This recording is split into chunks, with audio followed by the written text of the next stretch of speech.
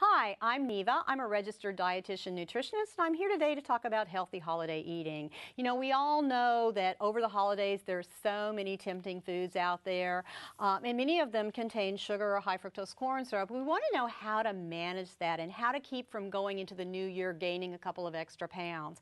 So look at all these foods we have on the table. We have sweet potatoes, the green bean casserole, we have pumpkin pie and cookies and eggnog and cocoa. So there's a lot of foods that come around only once a year, so you want to be sure you enjoy them without overindulging. So I have a three-pronged approach to help you deal with holiday eating.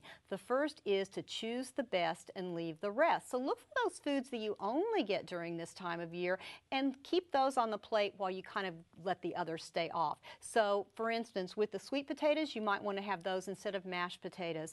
Have your Christmas cookies instead of a brownie or a chocolate chip cookie, so that you are enjoying those foods of the season, but you're not overdoing it by eating just everything. The second thing is to watch your portion size. The first bite tastes as good as the last. So have a small sliver of pumpkin pie rather than a quarter of the pie. Have a mini pumpkin muffin rather than a big piece of pumpkin bread or pumpkin cake. When you're looking at beverages like eggnog or cocoa, make them with low-fat or fat-free milk and low-fat chocolate syrup. Have them in a smaller glass so that you can control your portion size. So just don't overdo it on the portion. And when you're filling your plate, fill it up once and then don't go back for seconds. And finally, you need to balance your food intake and the calorie intake with more physical activity, and there's lots of ways you can do this during the holidays, especially if you have more time off from work.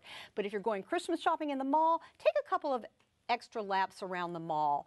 Second, look for ways that you can add fun exercises into your routine, like dancing or playing with your kids, throwing the frisbee, playing some hoops in the driveway. So get in some extra physical activity with your family and friends over the holidays.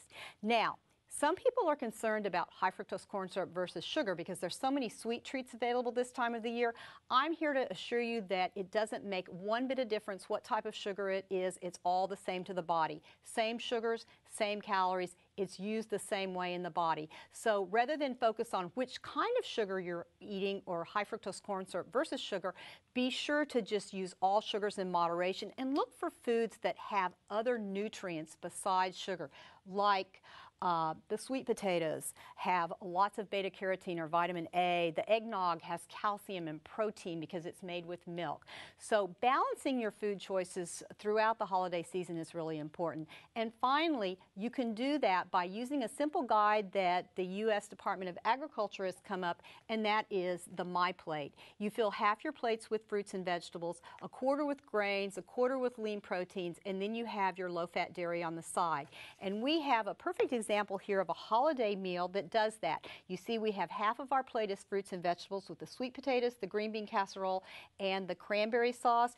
We have our grain as our stuffing, and then we have a grilled chicken breast, or it could be turkey or ham, as our lean protein. And again, you need to have your dairy, so you have some cheese, or you have some eggnog, or some cocoa.